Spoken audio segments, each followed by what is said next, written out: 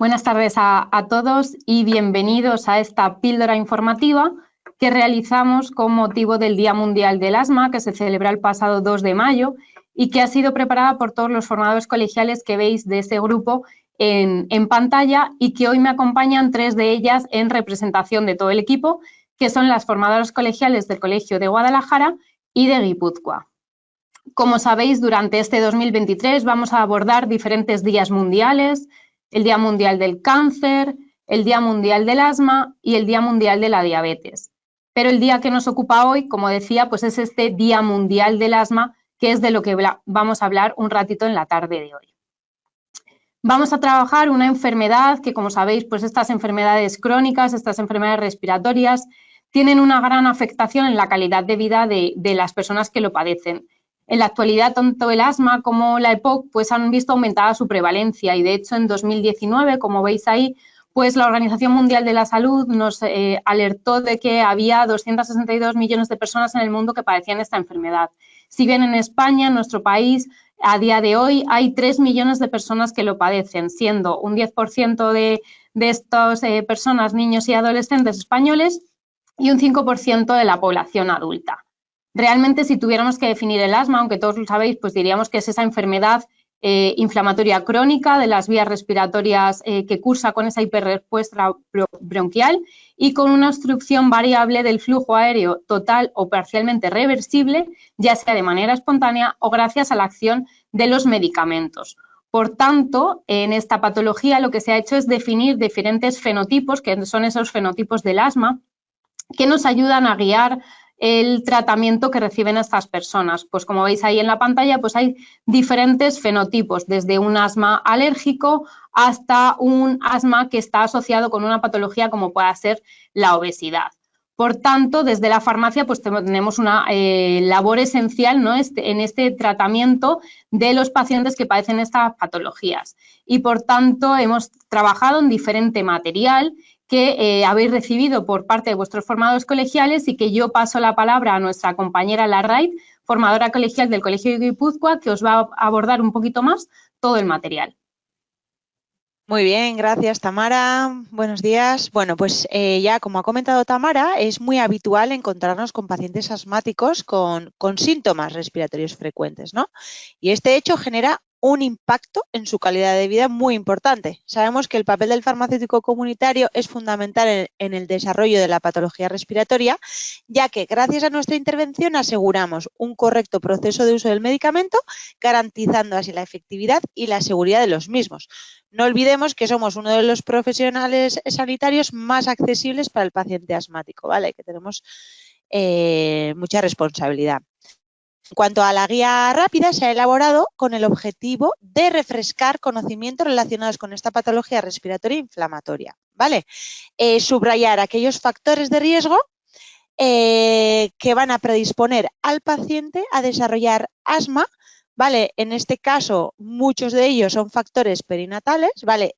Perinatales, aquellos hechos que suceden en el entorno del nacimiento, mientras que los ambientales son muy variables y pueden actuar a diferentes edades del paciente, ¿vale? En cuanto a, debemos diferenciarlos de aquellos factores desencadenantes de síntomas o agudizaciones, ¿vale? Es importante conocerlos ya que da lugar a situaciones graves y deben ser evitados. Cabe destacar la importancia de la contaminación ambiental, tanto en el interior como en el exterior de los edificios. También comentar que los episodios más graves ocurren en relación a las infecciones víricas o por exposición alergénica. También pueden producir exacerbación fármacos como los antiinflamatorios no esteroideos, ojo, no en todos los pacientes, sino en aquellos con hipersensibilidad a los mismos, el aire frío o irritantes inespecíficos, entre otros. Vale, en cuanto a la farmacoterapia, comentaros que el objetivo principal del tratamiento del asma es, por un lado, lograr y mantener el control de la enfermedad, ¿vale? Es decir, que no haya síntomas diurnos, nocturnos, ni tras el ejercicio físico, ¿vale? Y también debemos prevenir, por otro lado, esas exacerbaciones en el tiempo, prevenir esa pérdida exagerada de la función pulmonar en el tiempo y reducir esa mortalidad, claro, en el tiempo. Todo ello lo conseguiremos gracias a un tratamiento adecuado, ¿vale? Pero además de considerar una opción terapéutica la más efectiva, también debemos considerar el grado de satisfacción que tiene el paciente para con ese tratamiento y para con el control alcanzado del asma, ¿vale? En cuanto a los escalones terapéuticos, no me voy a meter en profundidad, ya que la semana pasada se publicó la guía GEMA 5.3 con importantes cambios en los escalones terapéuticos, ¿vale? Por lo que recibiréis las principales novedades de esta nueva GEMA en unos días, ¿vale? Por lo que voy a pasar la diapositiva y comentaros que en la guía también tenéis recogida una tabla de aspectos clave sobre el abordaje de este paciente y, como no, un cuadro resumiendo los principales problemas relacionados con el medicamento en paciente asmático. Vale, aspectos importantes sobre las reacciones adversas a medicamentos de alta probabilidad, como serían pues, los asociados a los corticoides inhalados, por subrayar candidiasis oral, ronquera, faringitis, como la de los beta-adrenérgicos, que serían la taquicardia y la cefalea. Vale, también se hace una especial atención a los fármacos que se deben utilizar con precaución en estos pacientes, como serían los mucolíticos, antiinflamatorios no esteroideos, en concreto el ácido acetilsalicílico, los beta-bloqueantes como el atenolol, el bisoprolol, ¿vale? También hablar de otros materiales dirigidos a farmacéuticos, como sería esta infografía que tenéis disponible para optimizar el servicio de dispensación de la fluticasona inhalada. ¿Por qué la fluticasona? Porque hemos visto que es el principio activo inhalado más dispensado después del salbutamol. Por lo que, bueno, recordamos así, si es la primera vez que el paciente retira la medicación, toda la información que debemos ofrecer al paciente está reflejada en esta infografía, haciendo hincapié en las normas sobre el correcto uso del dispositivo, ¿vale? También habrá que instruir al paciente en la técnica de inhalación e informarle sobre aquellos efectos adversos del medicamento. También contáis con una tabla de dispositivos de inhalación comercializados. Ya sabemos que, bueno, el principal inconveniente de esta vía es la dificultad de la técnica de inhalación, por lo que, bueno, es el prescriptor quien tiene que considerar las características técnicas de cada dispositivo a la hora de valorar la opción más adecuada para cada paciente, ¿vale? Ahí están. Y bueno, por terminar con este material dirigido al farmacéutico, también se ha elaborado un documento en el que se reúnen diferentes casuísticas donde el paciente asmático podría beneficiarse en gran medida de un abordaje comprometido y activo por parte del farmacéutico, como sería pues aquel paciente que solicita el inhalador de rescate con frecuencia, o el paciente que vemos que no tiene un buen control del asma e identificamos errores críticos con su medicación, o aquel paciente que ha sufrido un mayor número de exacerbaciones últimamente y nos damos cuenta que puede estar relacionada con una nueva prescripción que tiene el paciente, ¿vale? Que podría ser un atenolol o así. Bien. Bueno, y por terminar, hablaros del material dirigido al paciente, ¿vale? Hemos elaborado dípticos informativos, ¿vale? Este es un díptico informativo sobre el asma. Es muy importante empoderar al paciente en la gestión de su enfermedad, ¿vale? Para ello es clave aumentar el conocimiento que tiene sobre el mismo.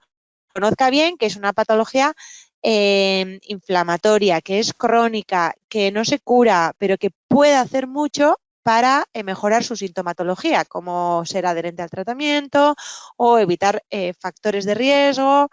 Bueno, pues ahí vienen todas estas medidas dirigidas al paciente.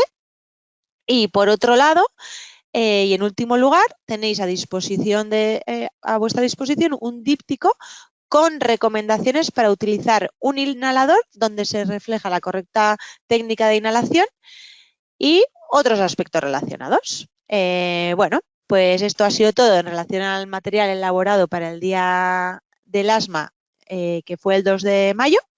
Y nada, pues ahora le doy paso a Lidia y su caso práctico. Mi esker. Hola, buenas tardes.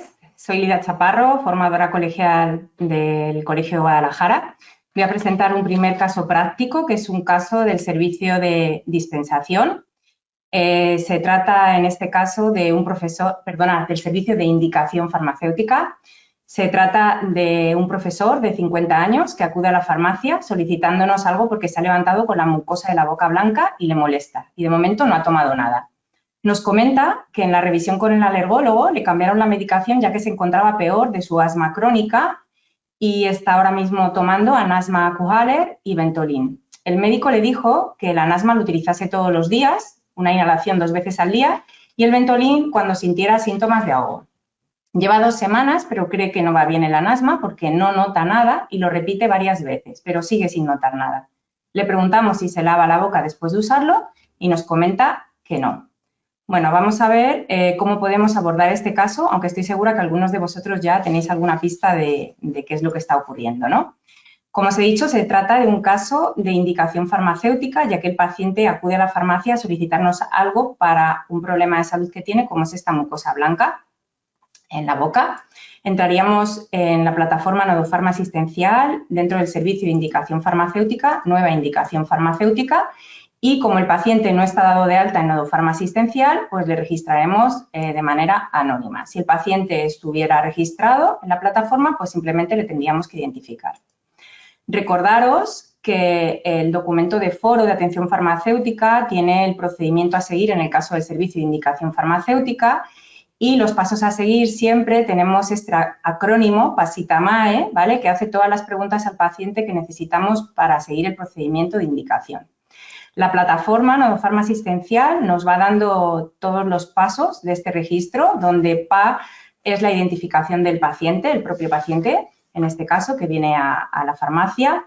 Sí, es la razón de consulta, en este caso la mucosa blanca, este dolor que nos dice que presumimos que es una candidiasis, la cual diagnosticará su médico. T es el tiempo de evolución de este síntoma menor, ¿vale? En este caso, que es un día, nos ha dicho que se ha levantado con la boca así. A son las acciones llevadas a cabo por el paciente, en este caso nos ha dicho que no ha utilizado nada. M son los tratamientos activos que está utilizando el paciente, en este caso Anasma y Ventolin, y también aquí vamos a registrar los problemas de salud. A sería si el paciente tiene alguna alergia conocida y E, estados fisiológicos del paciente que pueden ser embarazo o lactancia. Con lo cual, pasamos a registrar todo esto en Nodofarma Asistencial. Hemos dicho que era un hombre de 50 años, que tiene asma, como tratamientos activos Anasma y Ventolin. ¿Vale? Por otro lado, nos dice que viene porque se ha levantado con la mucosa de la boca blanca, que tiene dolor, ¿vale? Presumimos que es una candidiasis. Aquí pondríamos nuestra razón de consulta. Recordad siempre que tenemos que desplegar esta pestañita para poder poner el tiempo de evolución, en este caso un día. Y si el paciente hubiera utilizado algo, pues aquí añadiríamos también lo que el paciente, el tratamiento la acción que ha llevado a cabo, ¿vale? En este caso el paciente nos ha dicho que no ha utilizado nada.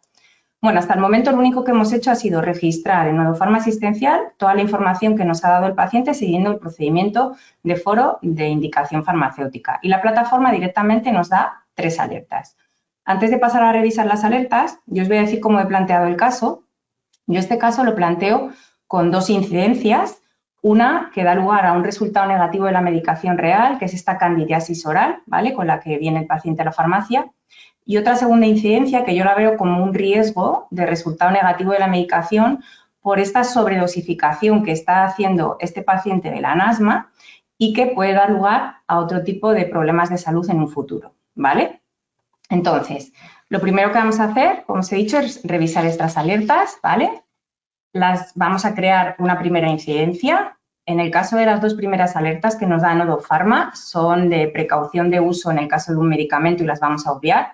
Sin embargo, la tercera alerta que nos da, la de reacción adversa, ¿vale? Pues ¿qué es lo que nos dice? Pues que el Anasma tiene como reacción adversa que puede producir candidiasis, con lo cual vamos a crear esta primera incidencia, ¿vale? Esta primera incidencia yo he visto que tiene como causa 3 posibles tipos de PRMs. Aprovecho aquí también pues para deciros que en el documento de foro tenéis el listado de todos los PRMs y ya sabéis todos que los PRMs no son ni exclusivos ni excluyentes, es decir, Cada uno puede un poco, de alguna forma, ajustar estos PRMs a lo que crea él o en el estudio de la medicación o del paciente haya visto. Yo, en principio, he detectado 3 PRMs que están dando lugar a esta candidiasis oral. Uno es la alta probabilidad de efectos adversos del anasma, otro es errores en la utilización de la medicación. ¿Esto qué es lo que nos quiere decir? Pues tiene que ver más con la habilidad, manejo o técnicas para utilizar el anasma. El paciente, nosotros repasamos con él la técnica de inhalación, la conoce perfectamente, pero le falta un paso fundamental, el último, el final, enjuagarse la boca, ¿vale? Y luego tendríamos un tercer PRM que se llama falta de conocimiento del uso del medicamento, que tiene que ver con que el paciente no sabe cómo tiene que utilizar ese medicamento. Es decir, en este caso, el paciente no sabe que es un inhalador Aqualer, que es polvo seco, que son microgramos en polvo y que la sensación al inhalar es totalmente diferente a la de un inhalador presurizado, ¿vale? Entonces, tendríamos estos 3 tipos de PRMs que nos están dando lugar a un RNM real, que es la candidiasis, y si tipificamos este RNM, estamos ante una inseguridad no cuantitativa de la medicación, ¿vale? ¿Qué vamos a hacer? ¿Cuál va a ser nuestra intervención en esta primera incidencia? Pues a mí se me ocurre derivar al médico comunicando este PRM-RNM, ¿vale? Voy a dirigirme a él de manera escrita. Recordaros que Nodofarma tiene también la posibilidad de poder generar una carta de derivación al médico, dando a este botoncito amarillo que tenéis aquí a la derecha. Nosotros podemos elegir los medicamentos o enfermedades de las que queremos hablar con el médico o comentarle al médico y nos va a generar automáticamente un Word con una carta tipo que además vamos a poder editar. Vale, esto en cuanto a la primera incidencia. Vamos a crear ahora la segunda incidencia que os decía. Esta segunda incidencia no viene desde ninguna alerta que nos dé Nodofarma asistencial, sino que es una incidencia que yo voy a crear personalizada. Para hacer esto, ¿cómo lo vamos a hacer?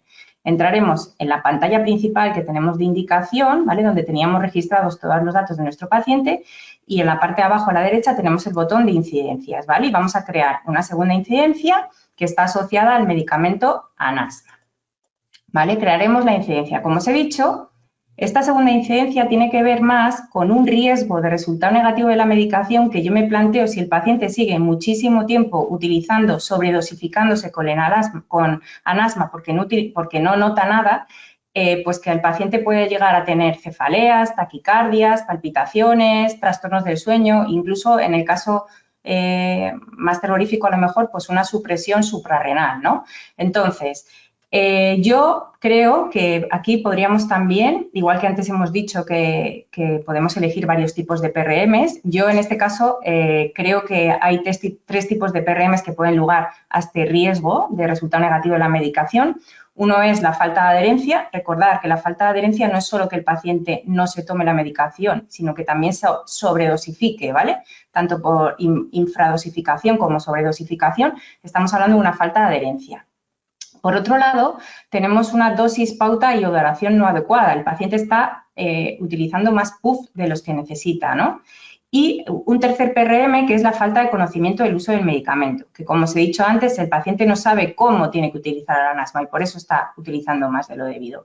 Yo esta incidencia creo que es importante registrarla, ¿vale? Porque, como os he dicho, puede dar en un futuro a un resultado negativo de la medicación. En este momento esto no ha ocurrido, pero por eso lo vamos a poner como un riesgo y si lo tipificamos pues sería de una inseguridad cuantitativa de la medicación. ¿Qué intervención haríamos en esta segunda incidencia? Pues a ver, yo lo que haría es facilitar información personalizada al paciente, que la podemos hacer de manera verbal o incluso escrita si queremos, ¿vale? ¿Qué tendríamos que hacer? Pues repasar con él muy bien la técnica de inhalación, bueno, que el paciente, explicarle que la dosis son microgramos, que es muy baja, que es casi imperceptible y aunque que él no note nada en la garganta, ¿vale? Porque esto no es un inhalador presurizado, si lo hace como le estamos explicando, pues el medicamento va a funcionar. Y además que es necesario que se enjuague, ¿no? Una vez acabe la inhalación. Y podríamos utilizar esta infografía que hemos hecho desde el equipo de adherencia sobre el servicio de dispensación de la fluticasona.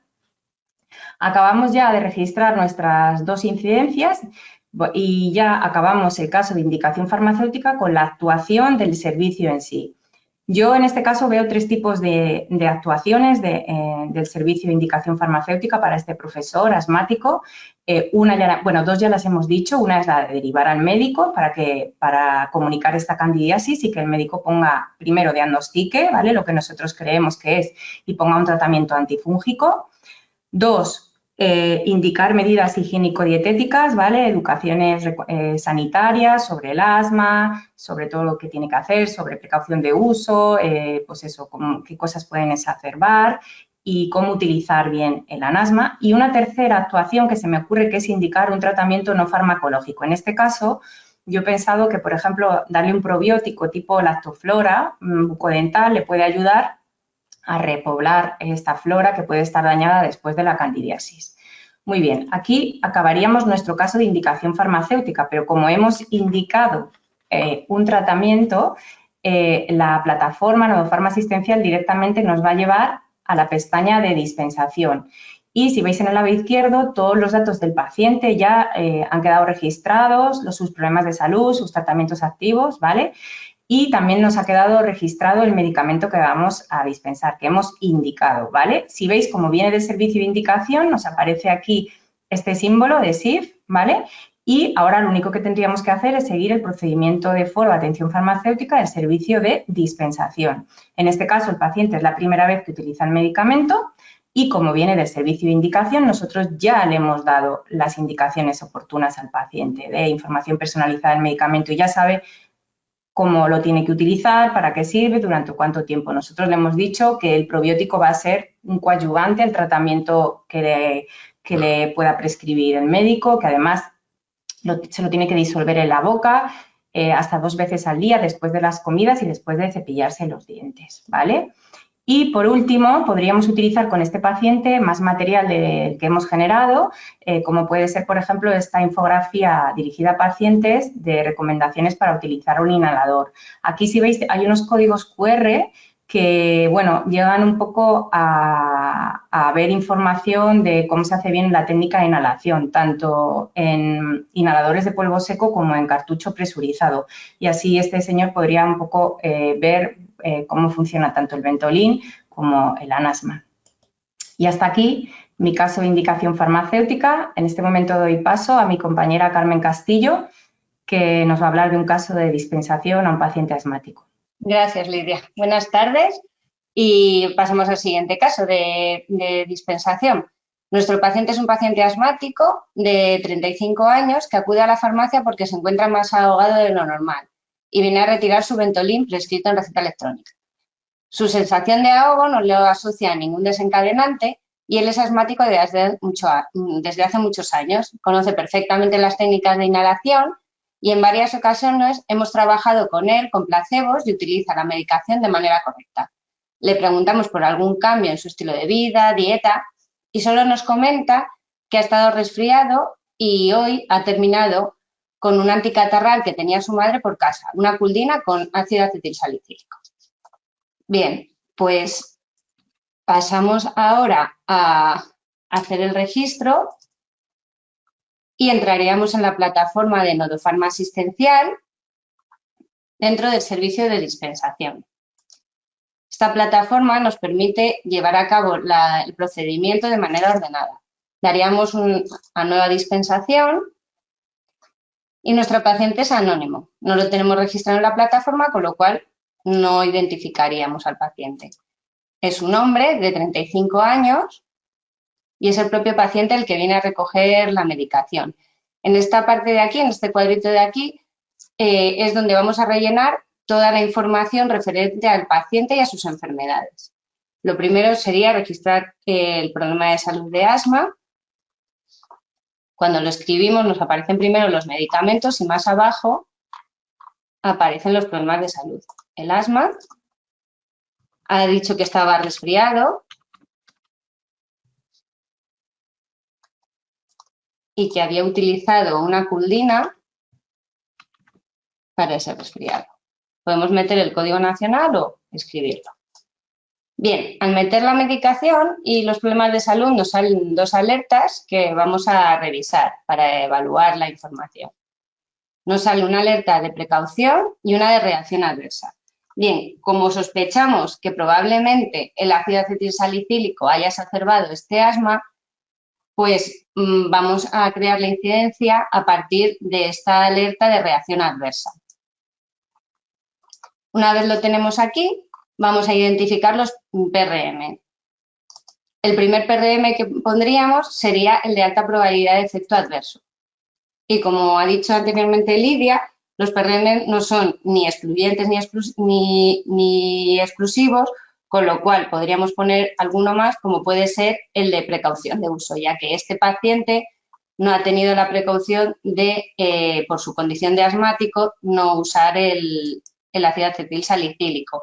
Además, la culdina también lleva fenilefrina y clorfenamina, que también pueden exacerbar el asma.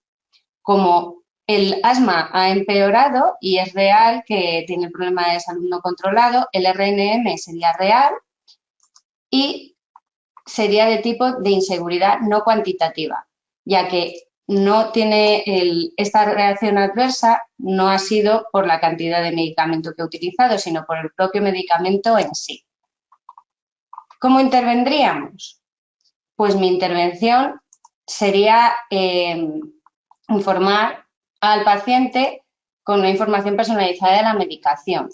Se lo diría al paciente de una manera verbal y sería interesante instruir al paciente e informarle de que hay factores que pueden desencadenar síntomas de asma, como algunos medicamentos, y aconsejarle que siempre que vaya a automedicarle se pues pregunte al farmacéutico. Entonces, dejaríamos así la incidencia y la guardaríamos. Y ahora pasaríamos a dispensar el Ventolin que venía a recoger. Le damos a Ventolin.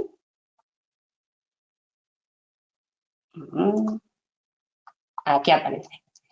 Como veis, el procedimiento sale colapsado, pero podemos desplegarlo dándole a la flechita y aquí aparecería todo el procedimiento de dispensación. El paciente no es la primera vez que utiliza el Ventolin, no le han cambiado ni la pauta ni la posología y él en realidad usa bien el Ventolin porque lo hace cuando le han indicado y como le han indicado. Con lo cual, ¿cuál sería nuestra actuación? Pues dispensar con educación sanitaria, ya que es importante realizar una buena educación a estos pacientes para que sepan cómo puede exacerbarse y así evitar las exacerbaciones y un mal control del problema de salud. Tenemos que educar e instruir a nuestros pacientes y aquí en este momento podríamos utilizar el díptico que se ha diseñado para pacientes sobre asma, podríamos entregarlo en esta dispensación. Y con esto finalizaríamos la dispensación del Ventolin con la incidencia y quedaría ya registrada. Y aquí finalizaría la dispensación de este caso de dispensación.